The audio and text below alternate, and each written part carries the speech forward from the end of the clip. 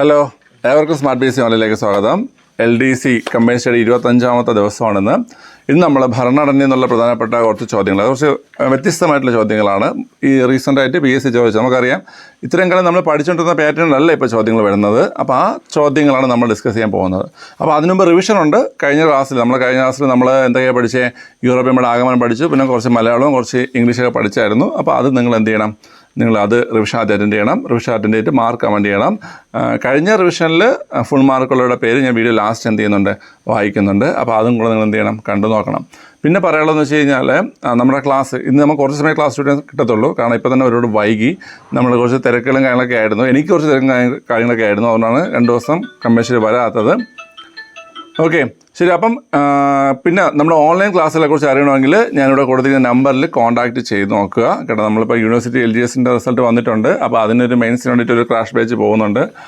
പിന്നെ LPUP, LDC, പിന്നെ അടുത്ത വർഷത്തെ വേരിയസ് LGS, ഇതിനൊക്കെ നമുക്ക് ഓൺലൈൻ ക്ലാസ്സുകളുണ്ട്. ജോയിൻ ചെയ്യാൻ താല്പര്യമുണ്ടെങ്കിൽ താഴെ കൊടുത്തിരിക്കുന്ന നമ്പറിൽ കോൺടാക്റ്റ് ചെയ്യുക. ഓക്കെ, അപ്പോൾ നമുക്ക് ആദ്യം റിവിഷൻ, അത് കഴിഞ്ഞിട്ട് ക്ലാസ്. നല്ല പോലെ എഴുതിയെടുത്ത് തന്നെ പഠിക്കണം, നോട്ട് എഴുതി തന്നെ പഠിക്കണം കേട്ടോ. പറ്റുമെങ്കിൽ നമ്മളെ ക്ലാസ്സിന് വേണ്ടി മാത്രം നമ്മൾ നോട്ട് സൂക്ഷിക്കുക. ഓരോ ദിവസത്തെയും കമ്പൈൻഡ് സ്റ്റഡിയിൽ നമ്മൾ പഠിപ്പിക്കുന്നതിൽ നിങ്ങൾക്ക് അറിഞ്ഞാത്ത കാര്യങ്ങൾ നോട്ട് എഴുതി പഠിക്കുക. ഓക്കെ, നന്നായിരിക്കും അത്. ശരി, നമുക്ക് നേരെ ക്ലാസ്സിലേക്ക് പോകാം.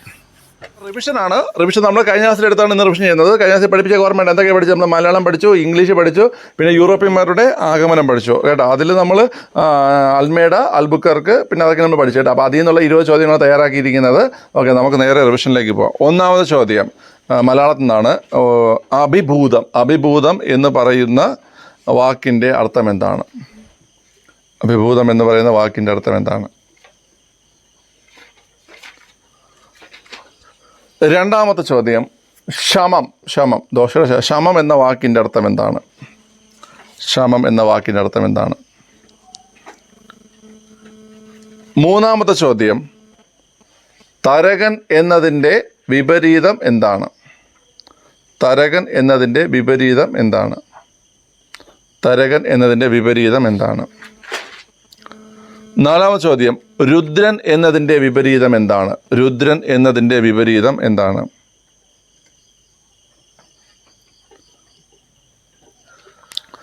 അഞ്ചാമത്തത് ഇഡിയംസ് ആണ്. ഇംഗ്ലീഷിൽ നിങ്ങൾ മലയാളത്തിൽ മീനിങ് എഴുതിയാലും മതി. ഓക്കെ, അഞ്ചാമത്തെ ചോദ്യം ഫാബിയൻ പോളിസി.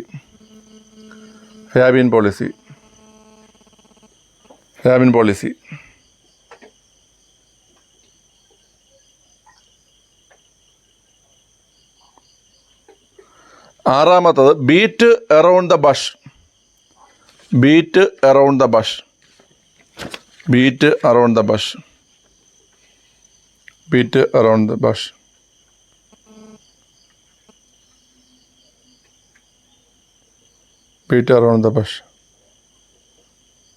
എത്ര പ്രശ്നമായി?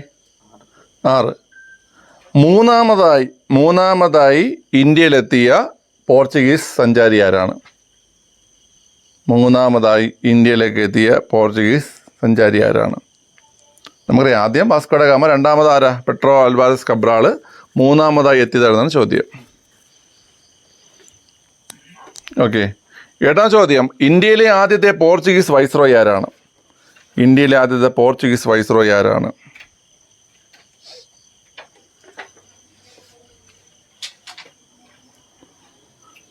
ഒൻപതാം ചോദ്യം ഏതൊക്കെ സ്ഥലങ്ങളിലാണ് അൽമേഡ, പോർച്ചുഗീസ് വൈസ്രോയി ആയിരുന്ന അൽമേഡ കോട്ടകൾ പണിതത്? 4 സ്ഥലങ്ങൾ പറയുന്നുണ്ട് അല്ലേ? 3 എഴുതി കഴിഞ്ഞാൽ നിങ്ങൾക്ക് മാർക്ക് കിട്ടും.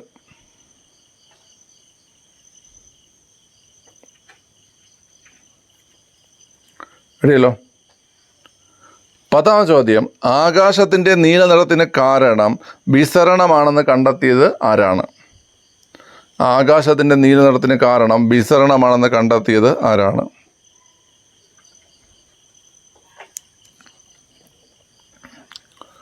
11ാം ചോദ്യം ഇന്ത്യയിൽ പോർച്ചുഗീസ് സാമ്രാജ്യത്തിൻ്റെ സ്ഥാപകൻ എന്നറിയപ്പെടുന്ന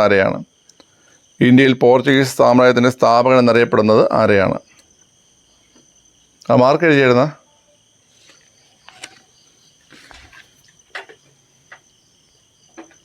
ഓക്കെ. അടുത്ത ചോദ്യം പോർച്ചുഗീസ് വൈസ്രോയി ആയിരുന്ന അൽബുക്കർക്ക് അദ്ദേഹത്തിൻ്റെ ഭരണകാലയളവ്.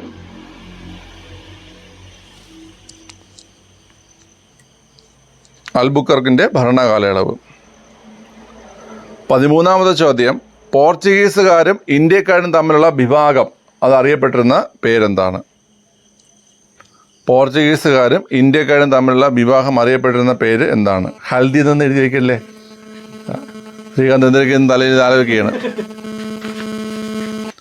14ാമത്തെ ചോദ്യം, പോർച്ചുഗീസുകാർ ഗോവ പിടിച്ചെടുത്തത് ഏത് ഭരണാധികാരിയിൽ നിന്നാണ്? പോർച്ചുഗീസുകാർ ഗോവ പിടിച്ചെടുത്തത് ഏത് ഭരണാധികാരിയിൽ നിന്നാണ്?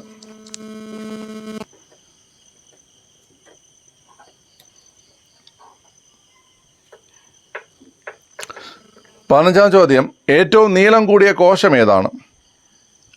ഏറ്റവും നീളം കൂടിയ കോശം ഏതാണ്? അയ്യോ, കറണ്ടുപോയി. 16ാമത്തെ ചോദ്യം ഇതാണ്. കൊച്ചിയിൽ പണ്ടകശാല സ്ഥാപിച്ച പോർച്ചുഗീസ് സഞ്ചാരി ആരാണ്? കൊച്ചിയിൽ പണ്ടകശാല സ്ഥാപിച്ച പോർച്ചുഗീസ് വൈസ്രോയി ആരാണ്? വൈസ്രോയി അല്ല, പോർച്ചുഗീസ് സഞ്ചാരി ആരാണ്?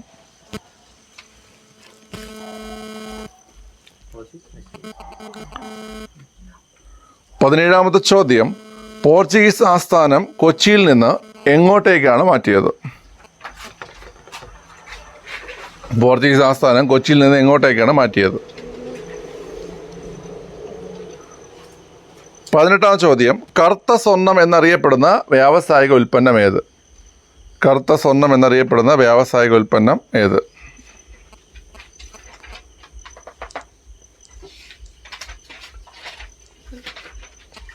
എഴുതില്ല. ഓക്കെ. അടുത്ത ചോദ്യം, വെളുത്ത സ്വർണം എന്നറിയപ്പെടുന്ന കാർഷിക ഉൽപ്പന്നം ഏത്? വെളുത്ത സ്വർണം എന്നറിയപ്പെടുന്ന കാർഷിക ഉൽപ്പന്നം ഏത്? ഓക്കെ. 20ാം ചോദ്യം, എന്താണ് നീലജല നയം? ആരാണ് അത് അവതരിപ്പിച്ചത്? എന്താണ് നീലജല നയം? ആരാണ് അത് അവതരിപ്പിച്ചത്?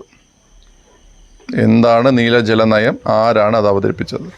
ഓക്കെ, ഇതായിരുന്നു നമ്മൾ കഴിഞ്ഞ ക്ലാസ്സിൽ പഠിച്ചതിൽ നിന്നുള്ള 10-20 ചോദ്യങ്ങൾ. ഓക്കെ, നിങ്ങൾ നല്ല പോലെ അറ്റൻഡ് ചെയ്തെന്നാണ് വിശ്വസിക്കുന്നത്. ഓക്കെ, പേപ്പറുകൾ അങ്ങോട്ടും ഇങ്ങോട്ടും പാസ് ചെയ്തേ. ശ്രീകാന്തിൻ്റെ പേപ്പർ ജോബിൻ്റെ കൊടുക്കുക, അതുലിൻ്റെ പേപ്പർ അക്ഷയ കൊടുക്കുക. അവിടെ അങ്ങോട്ടും ഇങ്ങോട്ടും പേപ്പർ 19ാമത്തെ ക്വസ്റ്റ്യന് വെളുത്ത സ്വർണ്ണം എന്നറിയപ്പെടുന്ന കാർഷിക ഉൽപ്പന്നം.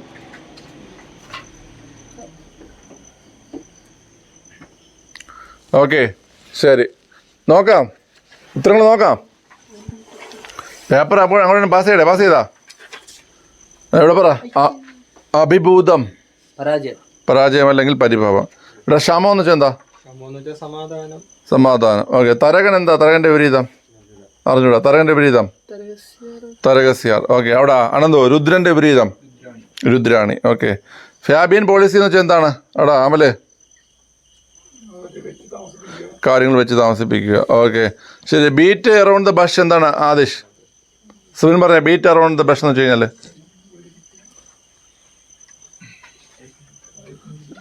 നീ പറ.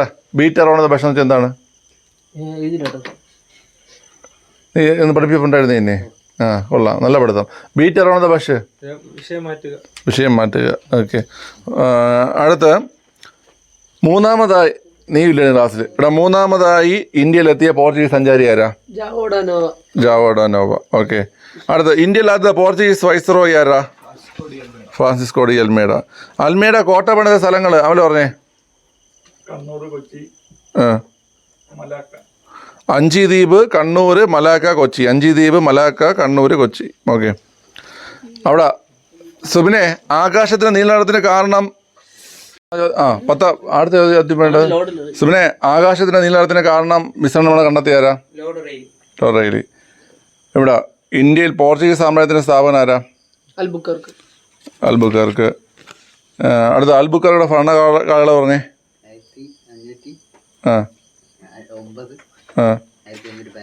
1809-1815. പോർച്ചുഗീസുകാരും ഇന്ത്യക്കാരും തമ്മിലുള്ള വിവാഹം അറിയപ്പെടുന്ന പേരെന്താ? മിശ്ര കോളനി വ്യവസ്ഥ. ഓക്കെ, പോർച്ചുഗീസുകാർ ഗോവ പിടിച്ചെടുത്തത് ഏത് ഭരണാധികാരിയിൽ നിന്നാണ്? ബീജാപ്പൂർ സുൽത്താൻ. അവിടെ ബാക്കിൽ അമൽ ഏറ്റവും നീളം കൂടിയ കോശം ഏതാ? നാഡീകോശം. ഇവിടെ കൊച്ചിയിൽ പണ്ടകശാല സ്ഥാപിച്ചാരാ? പെട്രോ അൽവാസ് കബ്രാൽ. പോർച്ചുഗീസ് ആസ്ഥാനം കൊച്ചിയിൽ നിന്ന് എവിടേക്കാണ് മാറ്റിയത്? അക്ഷയ്, ഗോവ. അവിടെ അടുത്ത് കറുത്ത സ്വർണ്ണം എന്നറിയപ്പെടുന്ന വ്യവസായ ഉൽപ്പന്നം ഏതാ? വ്യവസായ ഉൽപ്പന്നം പെട്രോളിയം. ഓക്കെ. വെളുത്ത സ്വർണ്ണം എന്നറിയപ്പെടുന്ന കാർഷിക ഉൽപ്പന്നം ഏതാ? കശുവണ്ടി. എന്താണ് നീലജല നയം? അതിലെ കൊണ്ടുവന്നത്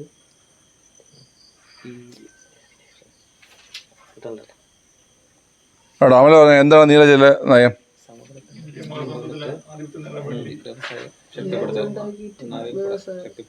എൻ്റെ ആൻസർ ഇങ്ങനെ: ശക്തമായ നാവിക പട വളർത്തിയെടുക്കുക, അതിലൂടെ സമുദ്ര മേധാവിത്വം സ്ഥാപിച്ച് പോർച്ചുഗീസ് വ്യാപാരം വളർത്തുക. ഇതാണ് നീലജല നയം. ഓക്കെ. അപ്പോൾ ഇതൊക്കെയാണ് ആൻസറുകൾ. മാർക്കുകൾ നോക്കി പറഞ്ഞേ, പെട്ടെന്ന് നോക്കിക്കൊടുത്തേ. സോനിയ പൗസ് ചെയ്തോടാ. ശരി. അക്ഷയ് എത്ര മാർക്ക്? 18 മാർക്ക്. ഓക്കെ. അവിടെ 7 മാർക്ക്. ശ്രീകാന്ത് 7. നീ ഇല്ലേ ക്ലാസ്സിൽ? ഇല്ലാത്തത് വീടിനെ പഠിച്ചിട്ടാണ് ഞങ്ങളുടെ അടുത്ത ദിവസം തൊട്ട്. അവിടെ ജോബിൻ 20. എവിടെ? 18 മാർക്ക്. അപ്പോൾ ഒരാൾക്കേ ഫുൾ മാർക്കുള്ളൂ, ഒരാൾക്കില്ല. ശരി. അപ്പോൾ കുട്ടികളെ ക്ലാസ് കാണുക. ക്ലാസ് ഭരണഘടനയെക്കുറിച്ചാണ്. ഞാൻ ഇൻട്രൊഡക്ഷൻ പറഞ്ഞ കണക്ക് തന്നെ ഭരണഘടനയെക്കുറിച്ചാണ് ക്ലാസ് വിടുന്നത്. അതും കുറച്ച് വെറൈറ്റികൾ ചോദ്യങ്ങളാണ് എടുത്തിരിക്കുന്നത് കേട്ടോ. ഓക്കെ. അപ്പോൾ നല്ലപോലെ കണ്ട് പഠിച്ച് നോട്ട് എഴുതി തന്നെ പഠിക്കണം. പിന്നെ കഴിഞ്ഞ റിവിഷനിൽ ഫുൾ മാർക്കുള്ള ആൾക്കാരുടെ പേര് ഞാൻ വീഡിയോ ലാസ്റ്റ് വായിക്കുന്നുണ്ട്. ശരി. അപ്പം ക്ലാസ്സിലേക്ക് പോവാം. ചോദ്യം ഭരണഘടന എന്നുള്ള ചോദ്യമാണ്. ഏറ്റവും കൂടുതൽ വിമർശനം കേട്ടൊരു സാധനമാണ് ഭരണഘടന. ഞാൻ പറയണ ശരിയില്ലെന്നാണ് പറയുന്നത്. അപ്പം ഞാൻ നോക്കിയപ്പോഴും എൻ്റെ കയ്യിൽ മാത്രമല്ല, നമ്മളെ ക്ലാസ്സിൽ മാത്രമല്ല, ചക്രമണി സാറിൻ്റെ ക്ലാസ്സിൽ നിന്ന് ആരൊക്കെ പോയി കമൻറ്റ് ചെയ്തിട്ടുണ്ട് ഇങ്ങനെയല്ല പറയേണ്ടതെന്ന്. കാര്യം മനസ്സിലായില്ലേടേ? പഠിച്ചാൽ പോരുടെ എനിക്കൊക്കെ. ഓക്കെ. നെടുമങ്ങല്ല, നമ്മൾ തിരുവനന്തപുരത്ത് പറയുമ്പോഴുള്ള പ്രശ്നമാണത്. ഓക്കെ. ഇത് ചുമ്മാ അത് നമ്മൾ കാണുമ്പോഴും കാരണം നമ്മൾ ഇത്രയും ക്ലാസ് നമ്മൾ ആത്മാർത്ഥത എടുത്തു കൊടുത്തിട്ട് ചെറിയൊരു മിസ്റ്റേക്കും പൊക്കി പിടിച്ചുകൊണ്ട് വരും. മിസ്റ്റേക്ക് നമ്മൾ പറഞ്ഞ് ശീലിച്ചത് അങ്ങനെയാണ് അല്ലേടാ? ഓക്കെ. ശരി. ചോദ്യം ഇതാണ്: കേന്ദ്ര സർക്കാരും സംസ്ഥാന സർക്കാരുകളും തമ്മിലുള്ള അധികാര വിഭജനം ഡാഷ് പ്രകാരം കൈകാര്യം ചെയ്യുന്നു. മനസ്സിലായ? ഭരണഘടന എന്നുള്ള ചോദ്യമാണ്. കേന്ദ്ര സർക്കാരും സംസ്ഥാന സർക്കാരും തമ്മിലുള്ള അധികാര വിഭജനം ഡാഷ് പ്രകാരം കൈകാര്യം ചെയ്യുന്നു. ഓപ്ഷൻ എ 7-ാം ഷെഡ്യൂൾ, ഓപ്ഷൻ ബി 6-ാം ഷെഡ്യൂൾ, ഓപ്ഷൻ സി 9-ാം ഷെഡ്യൂൾ, ഓപ്ഷൻ ഡി 10-ാം ഷെഡ്യൂൾ.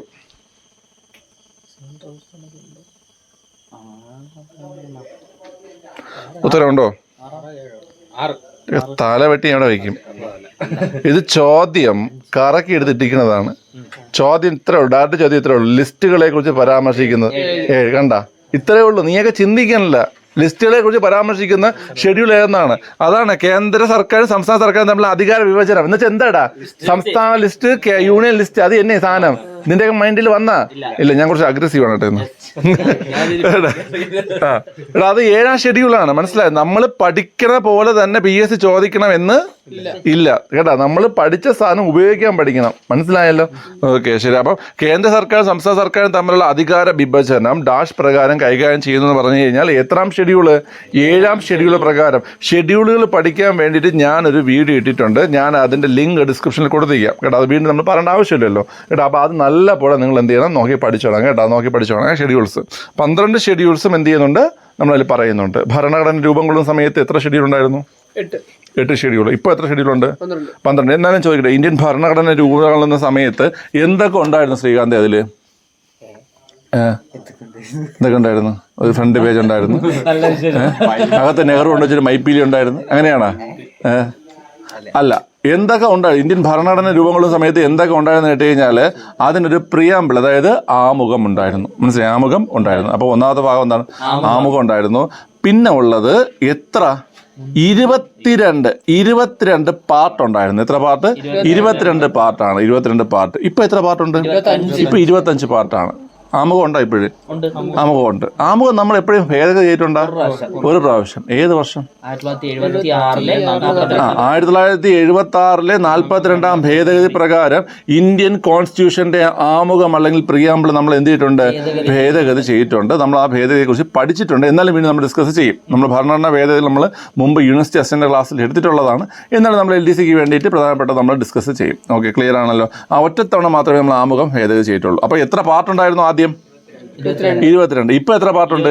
25. ഓക്കെ, അപ്പം നിലയിൽ വരുമ്പോൾ ആമുഖം ഉണ്ടായിരുന്നു, 22 പാർട്ടുണ്ടായിരുന്നു.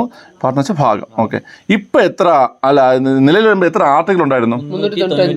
നിലയിൽ വരുമ്പോൾ 395 ആർട്ടിക്കിൾസ് ആണ് ഉണ്ടായിരുന്നത്. ഇപ്പൊ എത്ര ആർട്ടിക്കിൾസ് ആണ്?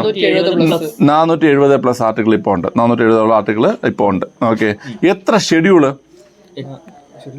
നിലവിൽ വരുന്ന സമയത്ത്? ഷെഡ്യൂൾ അല്ലെങ്കിൽ പട്ടിക 8 പട്ടിക, ഇപ്പോൾ 12 പട്ടിക. 8 പട്ടിക, ഇപ്പോൾ എത്രയാണ്? 12 പട്ടികയാണ് ഇപ്പോൾ ഉള്ളത്. ക്ലിയർ ആണല്ലോ? അത് അത്രയാണ് നമ്മൾ പറഞ്ഞത്.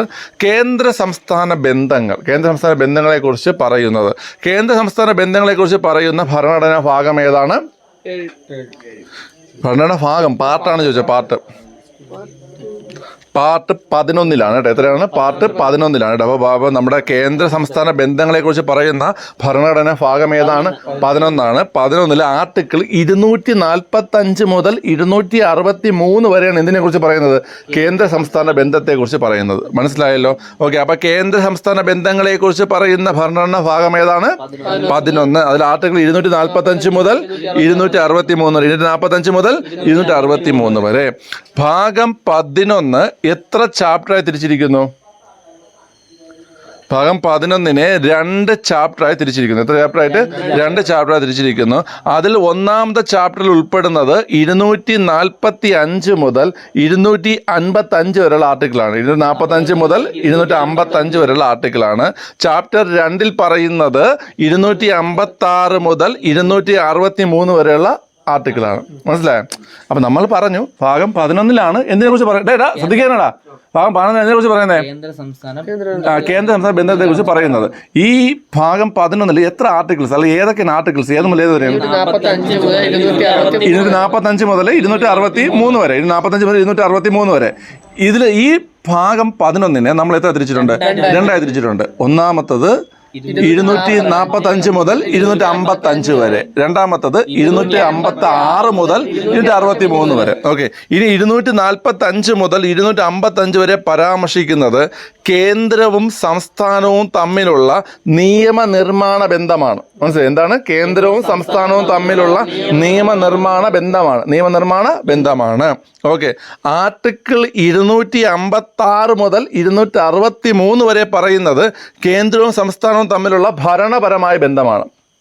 മനസ്സിലായ? 245 മുതൽ 55 വരെ എന്താണ്? നിയമനിർമ്മാണ ബന്ധം. 245 മുതൽ 55 വരെ എന്താണ്? നിയമനിർമ്മാണ ബന്ധം. 256 മുതൽ 63 വരെ ഭരണപരമായ ബന്ധത്തെക്കുറിച്ച് പറയുന്നു. മനസ്സിലായല്ലോ? അപ്പം നമ്മൾ പറഞ്ഞത് എന്താണ്? കേന്ദ്ര സർക്കാരും സംസ്ഥാന സർക്കാരും തമ്മിലുള്ള അധികാര വിഭജനം, അതായത് ലിസ്റ്റുകളെ കുറിച്ച് പറയുന്ന ഷെഡ്യൂൾ ഏതാണ്? 7 ഷെഡ്യൂൾ. ഇന്ത്യൻ കോൺസ്റ്റിറ്റ്യൂഷൻ നിലവിൽ വരുമ്പോൾ അതിന് 4 പ്രധാനപ്പെട്ട കാര്യങ്ങൾ ഉണ്ടായിരുന്നു. 1 പ്രിയാമ്പിൾ അല്ലെങ്കിൽ ആമുഖം, 2 22 പാർട്ടുകൾ, 3 395 ആർട്ടിക്കിളുകൾ, 3 എന്താണ്? 8 പട്ടിക. ഓക്കെ, നിലവിലെ ആമുഖം അതുപോലെ ഉണ്ട്. പിന്നെ എന്തുണ്ട്? 22 പാർട്ട് 25 പാർട്ടായി മാറി. പിന്നെ 395 ആർട്ടിക്കിൾ 470 ആർട്ടിക്കിളായി. പിന്നെ ഷെഡ്യൂൾ 8 ഷെഡ്യൂൾ. എത്ര ഷെഡ്യൂളായി? 12 ഷെഡ്യൂളായി. നമ്മുടെ ആമുഖം ഒരൊറ്റ തവണ മാത്രമേ നമ്മൾ ഭേദഗതി ചെയ്തിട്ടുള്ളൂ. അത് 1976 42ാം ഭേദഗതി. 1976 42ാം ഭേദഗതിയിലാണ്. കേന്ദ്ര സംസ്ഥാന ബന്ധങ്ങളെ കുറിച്ചാണ് പറഞ്ഞത്. അത് പറയുന്ന ഭാഗം ഏതാ? 11. ആർട്ടിക്കിൾ ഏത് മുതൽ ഏത് വരെ? 245 മുതൽ 63 വരെ. ഇതിൽ 245 മുതൽ 55 വരെ ഒരു പാർട്ടും, അല്ലെങ്കിൽ ഒരു പാർട്ടല്ല, ഒരു ചാപ്റ്ററും. 256 മുതൽ 63 വരെ രണ്ടാമത്തെ ചാപ്റ്ററും. ഇത് ഫസ്റ്റ് ചാപ്റ്ററിൽ എന്താ പറയുന്നത്? കേന്ദ്രവും സംസ്ഥാനവും തമ്മിലുള്ള നിയമനിർമ്മാണ ബന്ധം. ഓക്കെ, രണ്ടാമത്തെ ചാപ്റ്ററിൽ എന്താ പറയുന്നത്? ഭരണപരമായ ബന്ധം. അത്രയും പഠിച്ചല്ലോ. ഓക്കെ, കേന്ദ്ര സംസ്ഥാന ബന്ധം അന്വേഷണ കമ്മീഷൻ ഏതാ? സർക്കാരിയ കമ്മീഷൻ. കേന്ദ്ര സംസ്ഥാന ബന്ധ അന്വേഷണ കമ്മീഷനാണ് ഏത്? സർക്കാരിയ കമ്മീഷൻ. ഓക്കെ, നമുക്കറിയാം ഓരോ കാര്യങ്ങളും അന്വേഷിക്കാൻ വേണ്ടിയിട്ട് എന്ത് ചെയ്യാറുണ്ട്? കമ്മീഷൻസ് നിയമിക്കാറുണ്ട്. അപ്പോൾ ഈ കമ്മീഷൻസ് പ്രധാന അന്വേഷണ വിഷയം ഞാനത് കോഡായിട്ട് വീഡിയോ ചെയ്തിട്ടുണ്ട് കേട്ടോ. നിങ്ങൾ നോക്കുക ചാനൽ കേട്ടോ. അല്ലെങ്കിൽ ഞാൻ ഡിസ്ക്രിപ്ഷനിൽ ആ ലിങ്ക് കൊടുത്തിരിക്കുക, അല്ലെങ്കിൽ ഫസ്റ്റ് കമൻറ്റിൽ ഞാൻ ഈ ലിങ്കുകൾ കൊടുത്തിരിക്കാം. ഓക്കെ, ശരി, നിങ്ങൾ നോക്കിക്കൊണ്ടാൽ മതി കേട്ടോ. കുറേ കമ്മീഷൻസും അതുമായി ബന്ധപ്പെട്ട വിഷയങ്ങൾ നിങ്ങൾക്ക് എന്ത് ചെയ്യാൻ പറ്റും? കണക്ട് ചെയ്ത് പഠിക്കാൻ പറ്റും. ഓക്കെ, അപ്പോൾ ആ ചോദ്യവുമായിട്ട് ബന്ധപ്പെട്ട് കുറച്ച് ഡിസ്കസ് ചെയ്ത് നമ്മൾ. ഓക്കെ, ക്ലിയർ ആണല്ലോ? അടുത്ത ചോദ്യത്തിലേക്ക് പോകാം. എന്താ അതിൻ്റെ ശൈലിക്ക് എന്തെങ്കിലും വ്യത്യാസം തോന്നുന്നുണ്ടോ? പിന്നെ നീ എന്തിനാ ഇങ്ങനെ അന്തം വിട്ട് നോക്കണത്? വെറുതെ ശ്രദ്ധിച്ചിരിക്കണത്. ആ എങ്കിൽ അടുത്ത ചോദ്യത്തിന് ഉത്തരം പറഞ്ഞാൽ നീയാണ്, വേറെ ആരും ഉണ്ടായിരുന്നേ. ഓക്കെ, ചോദ്യം: താഴെ പറയുന്നവയിൽ ഏതാണ് ഇന്ത്യയുടെ ദേശീയ ഭാഷ? അതാണ് ചോദ്യം. ഓപ്ഷൻ ആവശ്യമുണ്ടോ? ഓപ്ഷൻ വേണ്ട. ആൻസർ ഏതാണ്? ഹിന്ദി. ഹിന്ദി. ഇതിൽ നമുക്ക് നോക്കാം. ഓപ്ഷനിൽ ഹിന്ദിയുടെ നോക്കാം. ഓപ്ഷൻ എ ഹിന്ദിയാണ്, ഓപ്ഷൻ ബി മലയാളമാണ്, ഓപ്ഷൻ സി ഇംഗ്ലീഷാണ്, ഓപ്ഷൻ ഡി ഇന്ത്യൻ ഭരണഘടന പ്രകാരം ഇന്ത്യയിൽ ദേശീയ ഭാഷയില്ലെന്നാണ്. ഇദ്ദേഹം പറഞ്ഞിരിക്കുന്ന ആൻസർ ഹിന്ദിയാണ് ഇന്ത്യയുടെ ദേശീയ ഭാഷ എന്നാണ്. കുട്ടി അതിനോട് യോജിക്കുന്നുണ്ടോ? ആണെന്നാണ് ഇയാള് പറഞ്ഞതായിട്ട് യോജിക്കുന്നുണ്ടോ? ഉത്തരം കഴിഞ്ഞല്ലേ, തപ്പി കളിക്കണ്ട. ഓക്കെ, ജോബിൻ, താങ്കൾ ഏലം തിരുത്തി കൊടുത്തേ. ഔദ്യോഗിക ഭാഷയില്ലേ? ഇന്ത്യക്ക് ദേശീയ ഭാഷയില്ല. അതാണ് ശരിയായ ഉത്തരം. മനസ്സിലായ? ആർട്ടിക്കിൾ ഇന്ത്യൻ കോൺസ്റ്റിറ്റ്യൂഷൻ പ്രകാരം, ഇന്ത്യൻ ഭരണഘടന പ്രകാരം ഇന്ത്യക്ക് എന്തില്ല? ഇന്ത്യക്ക് ദേശീയ ഭാഷയില്ല. ഓക്കെ, എന്നാൽ ഇന്ത്യക്ക് ഔദ്യോഗിക ഭാഷയുണ്ട്. ഔദ്യോഗിക ഭാഷ ഏതാണ് പിള്ളേരെ? ഹിന്ദിയാണ്. ഓക്കെ, ഇന്ത്യയിൽ ഔദ്യോഗിക ഭാഷാ നിയമം നിലവിൽ വന്ന വർഷം ഏതാണ്? ഇന്ത്യയിൽ ഔദ്യോഗിക ഭാഷാ നിയമം നിലവിൽ വന്നത് 1963-ലാണ്. 1963-ലാണ്. പറയടാ, ഇന്ത്യൻ ഔദ്യോഗിക ഭാഷ 1963-ലാണ് കേട്ടോ. ഇനി ആർട്ടിക്കിൾ ഇന്ത്യൻ ഔദ്യോഗിക ഭാഷയെക്കുറിച്ച് പറയുന്ന ആർട്ടിക്കിൾ ഏതാണ്? 343-ൽ 1. പറ, 343-ൽ 1. ഇന്ത്യയുടെ ഔദ്യോഗിക ഭാഷയെക്കുറിച്ച് പറയുന്ന ആർട്ടിക്കിൾ ഏതാണ്? 343-ൽ 1. 343-ൽ 1. ഈ ആർട്ടിക്കിൾ 343-ൽ 1 അനുസരിച്ച്, 343-ൽ 1 അനുസരിച്ച്, 343-ൽ 1 അനുസരിച്ച് ഇന്ത്യയുടെ ഔദ്യോഗിക ഭാഷ ഏതാണ്? ഹിന്ദിയാണ്. ഏതാണ്? ഹിന്ദിയാണ്. ഔദ്യോഗിക ഭാഷ ഏതാണ്? ഹിന്ദിയാണ്. ഏട്ടാ, ഇനി നമുക്ക് വെറും ഹിന്ദി എന്ന് തന്നെ പറയാൻ പറ്റത്തില്ല. ദേവനാഗിരി ലിപിയിലുള്ള ഹിന്ദി. എന്താണ്? ദേവനാഗിരി ലിപിയിലുള്ള ഹിന്ദി. മനസ്സിലായി? അപ്പൊ ആർട്ടിക്കിൾ 343-1 ഇന്ത്യക്ക് ഒരു ഔദ്യോഗിക ഭാഷ ഉണ്ടെന്ന് പറയുന്നത്. ആ 343-1 പ്രകാരം ഇന്ത്യയുടെ ഔദ്യോഗിക ഭാഷ ഏതാ? ഹിന്ദി. ഏതാണ്? ഹിന്ദി. വെറും ഹിന്ദിയാണോ? ദേവനാഗിരി ലിപിയിലുള്ള ഹിന്ദി. എന്താണ് ദേവനാഗിരി ലിപി? നമുക്കറിയാം, നമ്മുടെ നാഷണൽ സ്ക്രിപ്റ്റ് അല്ലെങ്കിൽ ഔദ്യോഗിക ലിപിയാണ് ദേവനാഗിരി. അത് ഇന്ത്യയുടെ ഔദ്യോഗിക ലിപിയാണ് ദേവനാഗിരി. ഓക്കെ, നമ്മുടെ രാഷ്ട്രത്തിൻ്റെ ഭരണഭാഷ എന്നുണ്ടെങ്കിൽ പറയാം ഔദ്യോഗിക ഭാഷയാണ് ഏത്? ഹിന്ദി. അപ്പോൾ ആ ഹിന്ദി എഴുതുന്ന ആ ഒരു രീതിയെ പറയുന്ന പേരാണ് ദേവനാഗിരി. ലിപി എന്ന് വെച്ചാൽ എഴുതുന്ന രീതിയാണ് എന്ത്? ലിപി. ഓക്കെ, അപ്പോൾ ആ ദേവനാഗിരി നമുക്കറിയാം. നമ്മൾ ഹിന്ദി ചെയ്തിട്ടില്ലേ? ഹിന്ദി പഠിച്ചിട്ടില്ലേ നിങ്ങൾ? സ്കൂളിൽ പഠിച്ചിട്ടുണ്ടല്ലോ ഹിന്ദി. ഓക്കെ, ഹിന്ദി പഠിച്ചിട്ടുണ്ടല്ലോ. എന്താ ഹിന്ദി പഠിച്ചില്ലായിരുന്നോ? പിന്നെ സുമേഷ് സാറെ കൊണ്ടാക്കാൻ പറഞ്ഞു. ഇപ്പൊ സുമേഷ് സാർ ഇപ്പൊ എവിടെയുണ്ട്? ഒന്ന് വീഡിയോ പോസ്റ്റ് ചെയ്ത്. മാനേജർ അദ്ദേഹം ഒരു സാറിനെ കൊണ്ടാക്കാൻ മറന്നുപോയി. ഇപ്പൊ 10 കേട്ടായി സാറിനെ കൊണ്ടാക്കാൻ പോയിക്കുന്നത്. ഓക്കെ, നല്ല ഓർമ്മയുള്ള പയ്യനാണ്. ശരി, അപ്പൊ ശ്രദ്ധിക്കുന്നേ, ദേവനാഗിരി ലിപിയിലുള്ള ഹിന്ദിയാണ് ഇന്ത്യയുടെ ഔദ്യോഗിക ഭാഷ. ഓക്കെ, ഇന്ത്യൻ ഭരണഘടന അനുശാസിക്കുന്ന സുപ്രീം കോടതിയുടെയും ഹൈക്കോടതിയുടെയും ഔദ്യോഗിക ഭാഷ ഏതാണ്? ഇംഗ്ലീഷാണ് കേട്ടോ. അപ്പൊ ഇന്ത്യൻ ഭരണഘടന അനുശാസിക്കുന്ന സുപ്രീം കോടതിയുടെയും ഹൈക്കോടതിയുടെ ഔദ്യോഗിക ഭാഷ ഏതാണ് പിള്ളേരെ? ഇംഗ്ലീഷാണ്. Italian of east. എന്താണ്? ഇറ്റാലിയൻ ഓഫ് ഈസ്റ്റ് എന്നറിയപ്പെടുന്ന ഇന്ത്യൻ ഭാഷ ഏതാണ്? അല്ല.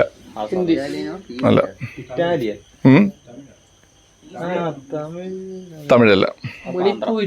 ചോദ്യം ഇതാണ്: ഇറ്റാലിയൻ ഓഫ് ഈസ്റ്റ് എന്നറിയപ്പെടുന്ന ഇന്ത്യൻ ഭാഷ?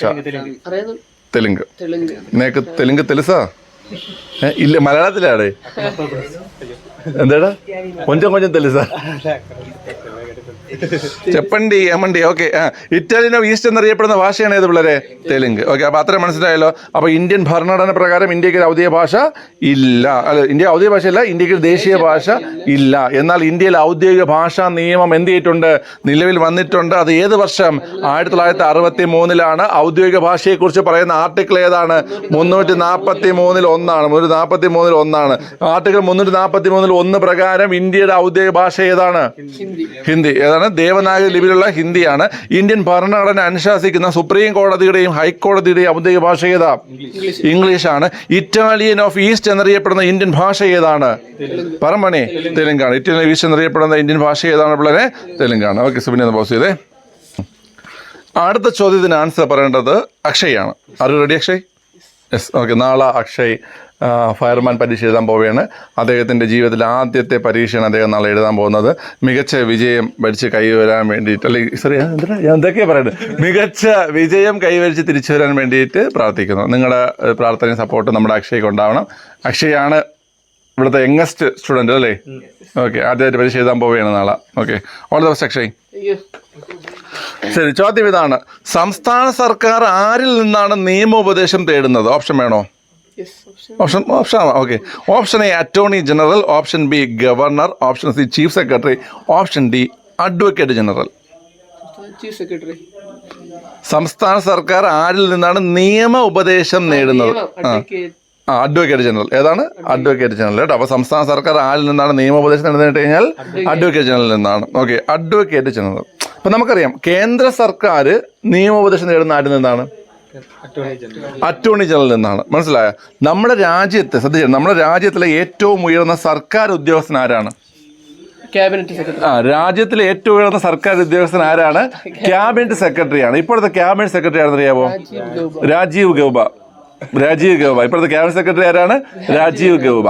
ഇനി നമ്മുടെ രാജ്യത്തെ ഏറ്റവും ഉയർന്ന നിയമ ഉദ്യോഗസ്ഥൻ ആരാണ്?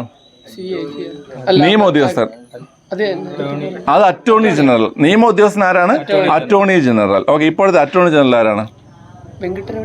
ആർ വെങ്കട്ടരമണി. ജോബിൻ സ്റ്റക്കായി നിൽക്കുന്നു, അദ്ദേഹം ഉത്തരങ്ങൾ പറയുന്നു. ആർ വെങ്കട്ടരമണിയാണ് അറ്റോർണി രമണി.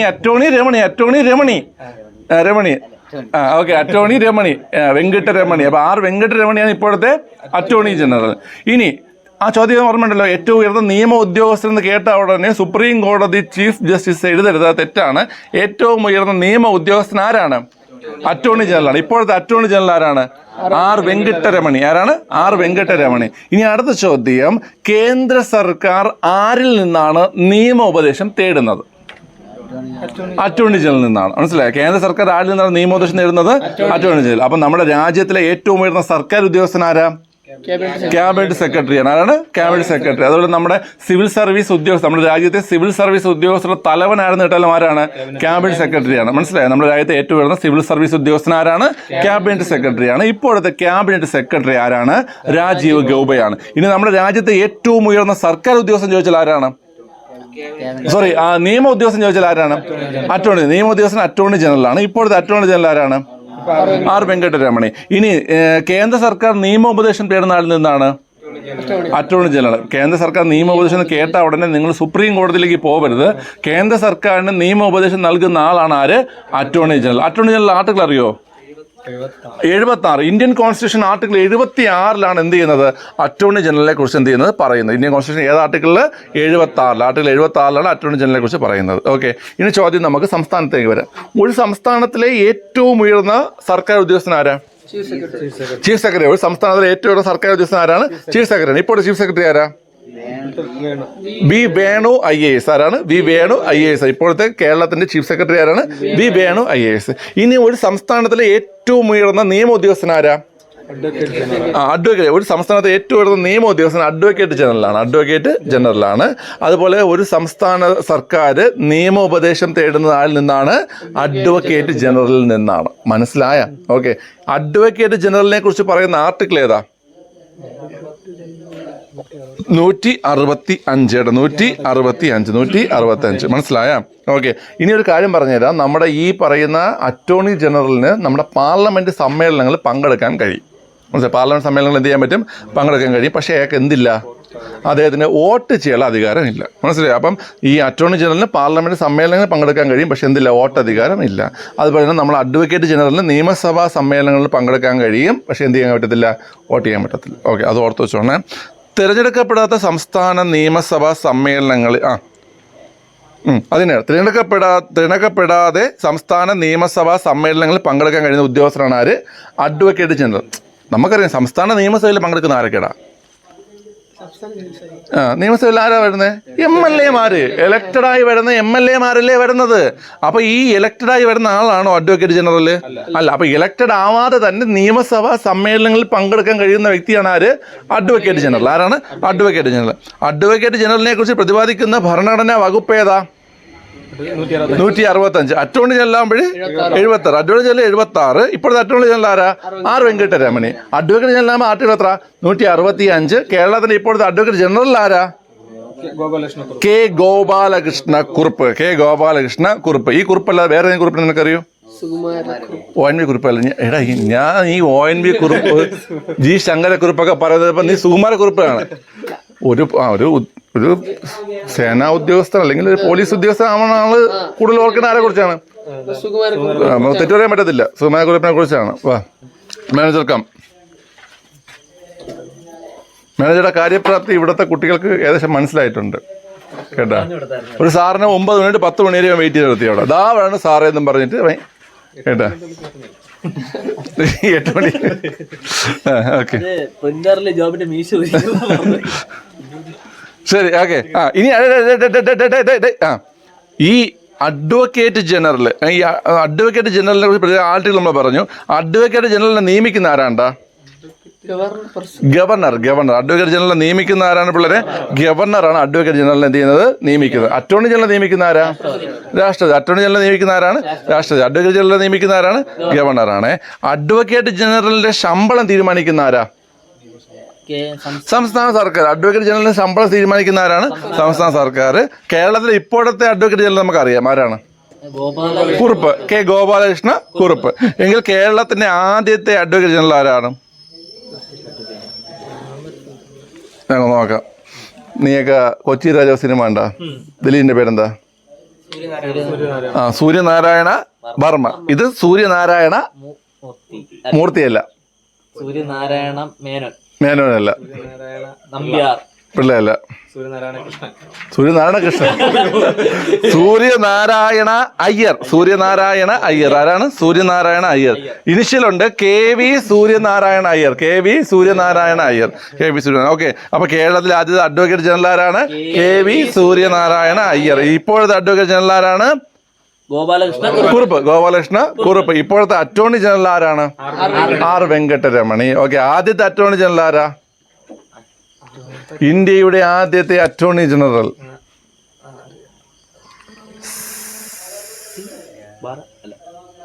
ആദ്യത്തെ അറ്റോർണി ജനറലാ MC ചക്ലേ. എടാ സെതൽവാദ്. MC സെതൽവാദ്. ആരാണ്? MC സെതൽവാദ്. ആദ്യത്തെ അറ്റോർണി ജനറൽ ആരടാ? പറയടാ. MC സെതൽവാദ്. ഓക്കെ. അപ്പൊ ഇത്രയും പഠിച്ചത് മനസ്സിലായ? അപ്പൊ ഇത്രയും ചോദിക്കുന്നത് കൊണ്ട് എന്തെങ്കിലും ബുദ്ധിമുട്ടുണ്ടോ നിങ്ങൾക്ക്? ഇല്ല. അപ്പൊ ഞാൻ ഈ പഠിപ്പിച്ച് ഇത്രയും എന്ത് ചെയ്യാൻ പോവുകയാണ്? ചോദിക്കാൻ പോവുകയാണ്. സുമിനെ പൗസ്. മോനെ, കേന്ദ്ര സർക്കാരും സംസ്ഥാന സർക്കാരും തമ്മിലുള്ള അധികാര വിഭജനം ഏത് ഷെഡ്യൂള്? 7ാം ഷെഡ്യൂള്. ലിസ്റ്റുകളെ കുറിച്ച് പറയുന്ന ഷെഡ്യൂൾ ഏത്? ലിസ്റ്റ്. ഓക്കെ. ഒന്ന് സ്റ്റക്കായെങ്കിൽ ആൻസർ പറഞ്ഞു. ഇന്ത്യൻ കോൺസ്റ്റിറ്റ്യൂഷൻ ഫോം ചെയ്യുമ്പോൾ എന്തൊക്കെയുണ്ട്? ആമുഖമുണ്ട്. 12 ഇല്ല. 8 പട്ടിക.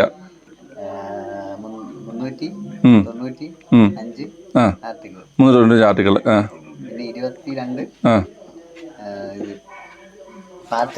22 പാർട്ട്. ഇപ്പൊ എന്തുണ്ട് മോനെ? 407 ആർട്ടിക്കിള്, 25 ഭാഗം, 12 പട്ടിക. കേന്ദ്ര സംസ്ഥാന ബന്ധങ്ങളെ കുറിച്ച് പറയുന്ന ഭരണഘടന ഭാഗം ഏതാണ്? 11. 11 ആർട്ടിക്കിൾ ഏത് മുതൽ ഏതുവരെ? 245 മുതൽ 263 വരെ. 245 263.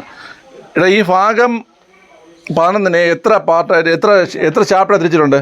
2 ചാപ്റ്റർ. ഒന്നാമത്തെ ചാപ്റ്ററിൽ എത്ര ആർട്ടിക്കിൾ? 245. ഈ ഒന്നാമത്തെ ചാപ്റ്ററിൽ എന്താ ഉൾപ്പെടുന്നത്? കേന്ദ്രവും സംസ്ഥാനവും തമ്മിലുള്ള നിയമനിർമ്മാണ ബന്ധം. എടാ രണ്ടാമത്തെ ചാപ്റ്ററിൽ എന്തൊക്കെ ഭരണപരമായ ബന്ധം? അതിൽ ഏതൊക്കെ ആർട്ടിക്കിളാണ് വരുന്നത്? 23 വരെ. മുസനെ, ഇന്ത്യയുടെ ദേശീയ ഭാഷ ഏതാ? ദേശീയ ഭാഷയില്ല. ഇന്ത്യയിൽ ഔദ്യോഗിക ഭാഷാ നിയമം നിലവിൽ വന്ന വർഷം പറഞ്ഞേ. 1963. ഇന്ത്യക്ക് ഒരു ഔദ്യോഗിക ഭാഷ വേണമെന്ന് പറയുന്ന ആർട്ടിക്കിൾ ഏതാ? 343. ആർട്ടിക്കിൾ 343 പ്രകാരം ഇന്ത്യയുടെ ഔദ്യോഗിക ഭാഷ ഏതാണ്? ഹിന്ദിയാണ്. ഓക്കെ. ഇവിടെ ഇന്ത്യൻ ഭരണഘടന അനുശാസിക്കുന്ന സുപ്രീം കോടതിയുടെയും ഹൈക്കോടതിയുടെയും ഔദ്യോഗിക ഭാഷ ഏതാണ്? ഇംഗ്ലീഷാണ്. ഇറ്റാലിയൻ ഓഫ് ഈസ്റ്റ് എന്നറിയപ്പെടുന്ന ഭാഷ ഏതാണ്? ഇംഗ്ലീഷ്. അടിച്ചു കൊല്ലടാവന. ഇറ്റാലിയൻ ഓഫ് ഈസ്റ്റ് എന്നറിയപ്പെടുന്നത് തെലുങ്കാണ് കേട്ടോ, തെലുങ്ക്. ഓക്കെ. അടുത്ത്, നമ്മുടെ രാജ്യത്തെ ഏറ്റവും ഉയർന്ന സർക്കാർ ഉദ്യോഗസ്ഥനാരാ? Cabinet secretary. ഓക്കെ. ഇപ്പോഴത്തെ ക്യാബിനറ്റ് സെക്രട്ടറി ആരാ സുബിനെ? രാജീവ് ഗൗബ. നമ്മുടെ രാജ്യത്തെ ഏറ്റവും ഉയർന്ന നിയമ ഉദ്യോഗസ്ഥനാരാ? Attorney general. ഇപ്പോഴത്തെ അറ്റോർണി ജനറൽ ആരാ? അറ്റോർണി ജനറലിനെ കുറിച്ച് പറയുന്ന ആർട്ടിക്കിൾ ഏതാ? 176.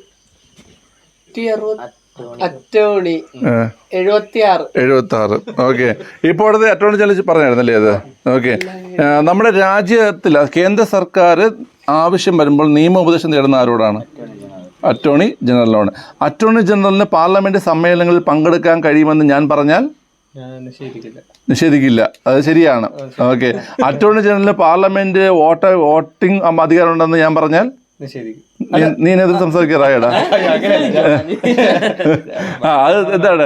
തെറ്റായ പ്രസ്താവനയാണ്. വോട്ടിംഗ് അധികാരം ഇല്ല. വോട്ടിംഗ് അധികാരം ഇല്ല. ഓക്കെ. സംസ്ഥാനങ്ങളിലെ ഏറ്റവും കൂടുതൽ സർക്കാർ ഉദ്യോഗസ്ഥനാരാ? Chief secretary. ഇപ്പോൾ ചീഫ് സെക്രട്ടറി ആരാ? വി വേണു. ഓക്കെ. സംസ്ഥാനങ്ങളിലെ ഏറ്റവും ഉയർന്ന നിയമോദ്യോഗസ്ഥനാരാ? Advocate general. ആർട്ടിക്കിൾ പറഞ്ഞ സുബിനെ? ഇപ്പോഴത്തെ അഡ്വക്കേറ്റ് ജനറൽ ആരാ? ഗോപാലകൃഷ്ണ കുറുപ്പ്. ഓക്കെ. ഈ അഡ്വക്കേറ്റ് ജനറലിന് നിയമസഭാ സമ്മേളനം പങ്കെടുക്കാൻ പറ്റും. വോട്ടിംഗ് അധികാരം ഉണ്ടോ? ഇല്ല. ഓക്കെ. ആദ്യത്തെ അഡ്വക്കേറ്റ് ജനറൽ ആരാ? സൂര്യനാരായണ അയ്യർ. KV സൂര്യനാരായണ അയ്യറാണ് കേരളത്തിന്റെ ആദ്യത്തെ അഡ്വക്കേറ്റ് ജനറൽ. ഇവിടെ ഇന്ത്യയുടെ ആദ്യത്തെ അറ്റോർണി ജനറൽ ആരാണ്? വയ്യെങ്കിൽ വീട്ടിലിരിക്കണം കേട്ടാ. ഇവിടെ പറ. MC സെതൽവാദ് കേട്ടോ. MC സെതൽവാദ്. ഓക്കെ. ക്ലിയർ ആണല്ലോ? ശരി. ഓക്കെ. അപ്പോൾ ഇപ്പം മണി 10 കേട്ടോ. നമുക്ക് ഇനിയിപ്പോൾ വീഡിയോ അപ്ലോഡ് ചെയ്യാനുള്ളതാണ്. നിങ്ങൾക്ക് 11 വീഡിയോ തരണം. അതുകൊണ്ട് നമ്മൾ ഇന്ന് ഇവിടെ വെച്ച് സ്റ്റോപ്പ് ചെയ്യാണ്. പക്ഷെ നമ്മൾ ഡിസ്കസ് ചെയ്തൊക്കെ വളരെ ഇമ്പോർട്ടൻ്റ് ടോപ്പിക്കാണ് കേട്ടോ. അപ്പം നാളത്തെ പരീക്ഷയ്ക്ക് നിങ്ങൾ ഇത്രയും പഠിച്ചിട്ട് വരണം കേട്ടോ. നാളെ നിങ്ങൾക്ക് റിവിഷൻ നടത്തും. ഓക്കെ. നാളെ മുതൽ നമുക്ക് ടോപ്പിക് ക്ലാസ് നമ്മൾ പഠിച്ചുകൊണ്ടിരുന്നതാണ് യൂറോപ്യൻ ആഗമനം. അപ്പോൾ അതിൻ്റെ ബാക്കി കുറച്ച് ഡിസ്കസ് ചെയ്യാനുണ്ട്. പിന്നെ നമുക്ക് SCERT ചാപ്റ്റേഴ്സ് തുടങ്ങേണ്ടതുണ്ട്, സയൻസ് തുടങ്ങേണ്ടതുണ്ട്. പിന്നെ കറണ്ട് അഫയേഴ്സ് നമുക്ക് ഡെയിലി എന്ത് ചെയ്യണം? ഇനി ഉൾപ്പെടുത്തി പോകണം പഴയ പോലെ. ഓക്കെ. അപ്പോൾ അതൊക്കെ നമുക്ക് നാളെ മുതൽ സ്റ്റാർട്ട് ചെയ്യാം. ഇന്ന് നിങ്ങൾക്ക് പെട്ടെന്ന് നിങ്ങൾക്ക് ഈ സാധനം തരാൻ വേണ്ടിയിട്ട് നമ്മളിവിടെ ഇത്രയും വെച്ച് മതിയാക്കണം കേട്ടോ. ഓക്കെ. അപ്പം എല്ലാവർക്കും അഡ്വാൻസ് ഹാപ്പി ക്രിസ്മസ് കേട്ടോ. Happy Christmas. ഷാനുമാണ് ഇപ്പോഴത്തെ ക്രിസ്മസ് അപ്പൂപ്പായി നമ്മുടെ. മറ്റേ കരിക്കിൻ്റെ ലോലയും മറ്റേ ഏതൊരു വീഡിയോയിലുണ്ടല്ലോ മറ്റേ, കണ്ടിട്ടുണ്ടോ അത്? സൂപ്പറാണ് ക്രിസ്മസ്. ശരി. അപ്പോൾ ക്ലാസ് കഴിഞ്ഞിരിക്കണം. ഞാൻ പറഞ്ഞില്ലേ നമുക്ക് സമയം കുറവായിരുന്നു. അതുകൊണ്ടാണ് നമ്മളിത് ചെറിയ ക്ലാസ്സുകൾ എടുത്തത് കേട്ടോ. നാളെ മുതൽ വലിയ ക്ലാസ്സുകൾ വരും കേട്ടോ. ഓക്കെ. അപ്പോൾ നമുക്ക് കഴിഞ്ഞ റിവിഷനിൽ ഫുൾ മാർക്കുള്ള ആരൊക്കെ നോക്കാം.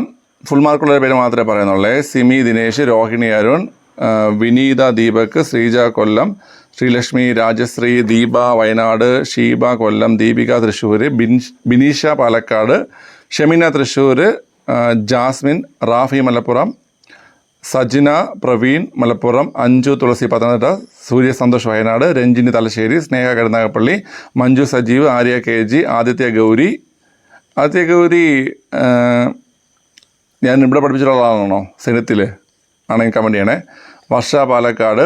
ഓക്കെ. ഷംല, സൗമ്യ ശ്യാം കൊല്ലം, ആതിര കോട്ടയം, ഷംല റഷീദ് പാലക്കാട് വായിച്ചല്ലേ, റീന ഷിജോ, നീതു ട്രിവാൻഡ്രം, നിഹാൽ കണ്ണൂർ, സഫ വയനാട്, ശ്യാമ വിഷ്ണു കൊല്ലം, ബിജിത്ത് PV കണ്ണൂർ, ആര്യ ലക്ഷ്മി, അശ്വതി ട്രിവാൻഡ്രം, ദേവപ്രിയ, അശ്വതി മലപ്പുറം, ശരണ്യ സുധി എറണാകുളം, അശ്വതി കാസർഗോഡ്, സുനിജ പത്തനംതിട്ട, ഗംഗ, രജീന AV ട്രിവാൻഡ്രം, ശില്പ അജിത്ത് അന്തിക്കാട്,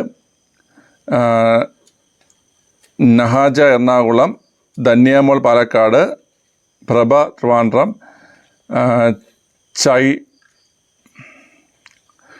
ചിത്ര KV കരുനാഗപ്പള്ളി, റോയ്മോൻ വൈക്കം. റോയ്മോൻ പണ്ടൊക്കെ ഉള്ള ആൾക്കാരാണ്. അഞ്ചു കോഴിക്കോട്, ഇന്ദു തൃശ്ശൂർ, മിനി ശിവൻ കുമ്പിടി. ഓർമ്മ പേര്? വീണ്ടും എക്സാം എഴുതി തുടങ്ങിയല്ലേ മിനി? ഓക്കെ. അജിത ഗോപു, ജിതിൻ